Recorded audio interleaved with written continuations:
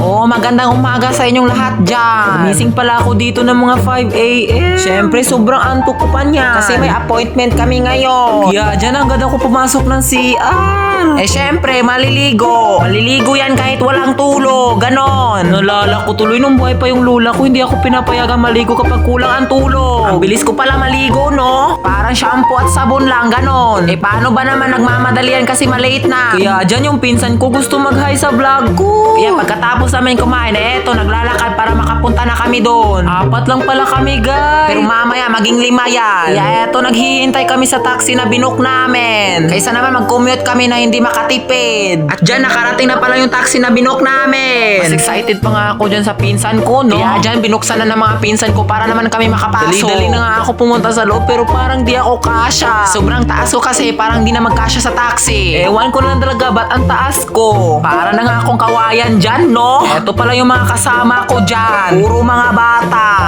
Pinsan ko pala. Kaya kung pupunta kayo dito sa amin, ito yung makikita nyo, puro mga damo. Hayaan nyo na kasi, paano ba naman, nandito kami sa bukid. Back to the topic na nga. Pupunta pala kami sa graduation ng isang pinsan ko dyan. Oo, kaya i-celebrate natin yung pag-graduate niya. Alam nyo, nasa biyahe kami pero hindi sila mapakali kasi kwento yung past ko. Nung pasa sumuka ako sa taxi. Paano ba naman, hindi ako sanay sa taxi noon. Kaya ako nahihilo. Patawa-tawa lang yung taong yan pero deep inside nahihiya na yan. Paano ba naman yung driver nakichismis rin? Sino ba namang di mahihiya dyan? Kaya eto, tignan nyo. Ang lipod, na pa siya.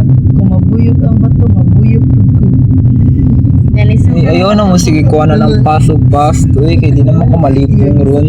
Gamay tira plastic yan. Ay baldi gida para sa Ayun nga, nahiya nga ako doon. Oo naman, totoo, pero hindi naman kailangan yung ulitin. Back to the topic na nga. Ayan, at nakarating na pala kami dito. Sa di nakakaalam, sa Cebu Coliseum yan. Oo, tama yung narinig nyo, sa Coliseum. Ayan, at papasok na kami sa entrance. Hindi ka nga basa-basa makapasok dyan pag walang ticket. Oo, may patikit-tikit pa yung parang concert. O eto, tignan mo naman kung gaano kabongga yung venue nila. Nalala ko tuloy nung nag-graduate ako, sa gym lang yung venue namin. Hindi sa school, kundi sa barangay. Aminin nyo, ang ganda ng venue nila. Worth it naman yung bayad, diba? I-comment nyo nga kapag worth it, kapag hindi, wag na lang. Hindi naman importante yung venue. Ang importante ay nakapasa ka. At eto, nag-start na yung event nila. May pasabog sila, be. Ang importante ay may natutunan ka at naging mabait ka. At higit sa lahat, marunong ka rumispeto.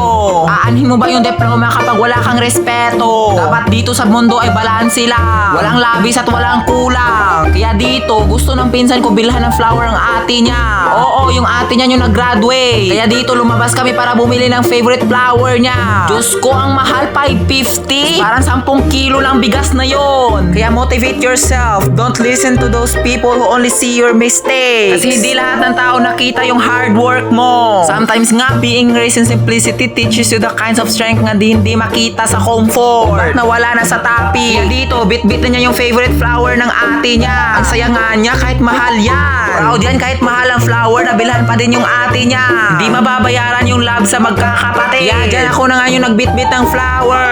Paano ba naman kasi nahiya yung pinsan ko? Kasi may mga tao nakatingin sa kanya. Imagine nyo, bibigyan ko kayo nito ng flower. Anong magiging reaction nyo? Kaya dyan, tinawag na siya dyan. Kaya congratulations na lang talaga sa pinsan ko. Dyan na mag-start yung journey mo sa buhay. Step by step hanggang makuha mo. Bawal kasi mag-shortcut. Kaya lumaban kayo ng patas dyan. Hindi ko na pala to patagalin. Bukas na yung part 2. Yun lang. Bye-bye.